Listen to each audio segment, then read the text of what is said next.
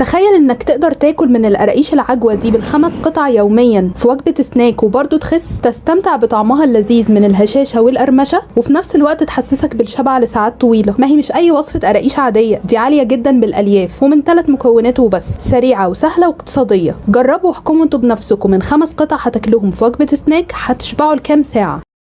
بالنسبة للمقادير اللي أنا محتاجاها النهاردة، أنا هستخدم ميكس ما بين دقيق قمح كامل ودقيق الشعير. طبعا انت ممكن تعملي الوصفة بنوع واحد بس فيهم، مفيش أي مشكلة، يعني دقيق قمح كامل أو دقيق شعير. ينفع كمان دقيق شوفان، نفس الخطوات وبنفس المقادير. اللي هيقول لي ينفع استخدم دقيق ذرة، هسيب لكم تحت في صندوق الوصفه اللي ينفع تعملوها بدقيق الذره للقراقيش. الكميه بقى اللي انا محتاجاها من الدقيق في وصفتي النهارده، كوبايه من دقيق الشعير وكوبايه من دقيق القمح الكامل. طبعا سنبله الفرات هو افضل نوع دقيق في الاتنين، ما بقاش موجود سنبله الفرات في السوبر ماركت، فبتجيبيه اونلاين من اي موقع. معايا كمان ربع كوبايه من زيت جوز الهند او زيت الزيتون او زبده او سمنه طبيعيين، بتسيحيهم وتاخدي منهم ربع كوبايه. معايا كمان بيكنج باودر. وببساطه هي دي كل المقادير اللي انا محتاجاها، والعجن بالنسبه لي هيبقى بالميه. طبق كده معايا هبدا انزل بالدقيق. اولا دقيق القمح الكامل ودقيق الشعير، نص معلقه كبيره من البيكنج باودر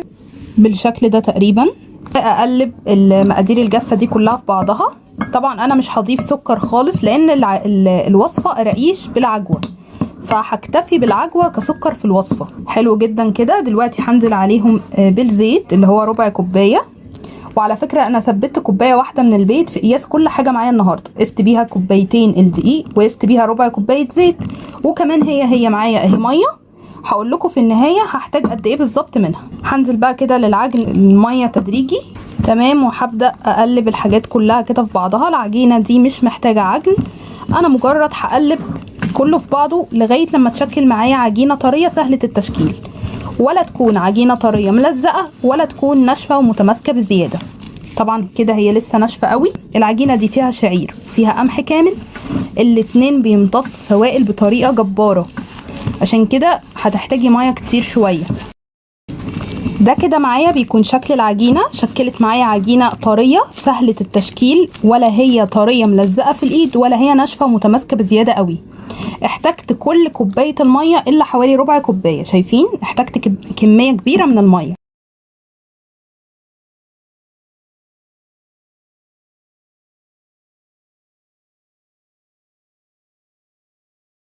ودي معايا العجوه بتاعه الحشوه. اقسمها كده على قطعتين ونبدا نفردها بسمك رفيع، وهفردها على كيسه مدهونه مسحه بسيطه قوي من الزيت عشان اعرف اخرجها من الكيسه بعد كده.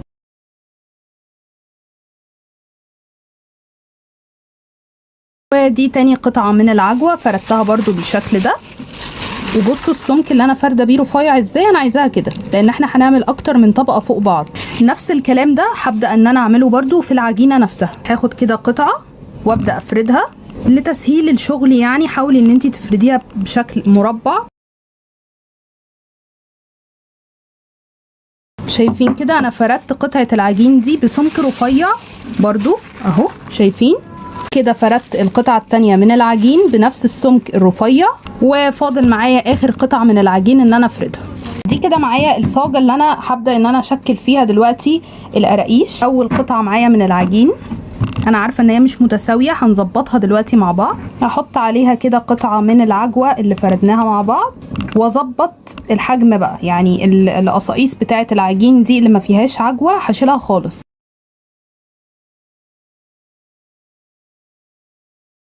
وهحط عليها قطعه العجين التانيه.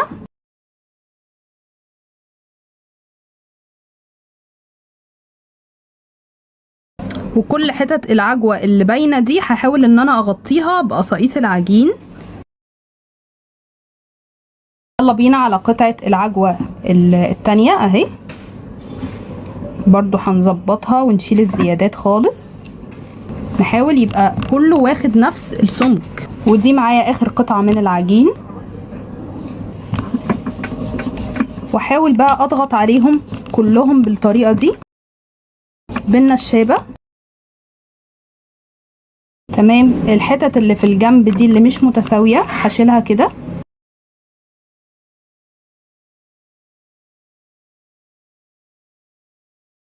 بعد كده اقطع الشكل اللي انا عايزاه. عايزاها بقى تكون بشكل مربعات براحتك، عايزاها تكون صوابع براحتك برضو. انا هعملها بشكل صوابع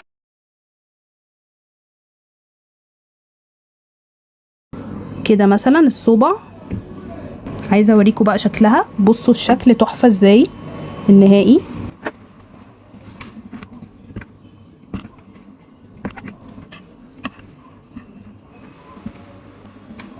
حاولي بس القطعه ما تسيبيهاش عاليه كده، يعني انا هعدي عليها كده النشابه بالشكل ده، بصوا بحيث تكون كده يعني. طيب وقصاقيس العجينه اللي باقيه دي هعمل فيها ايه؟ بصوا هجمعها بالشكل ده بشكل اسطواني كده اهي، بالشكل ده هعملها كده.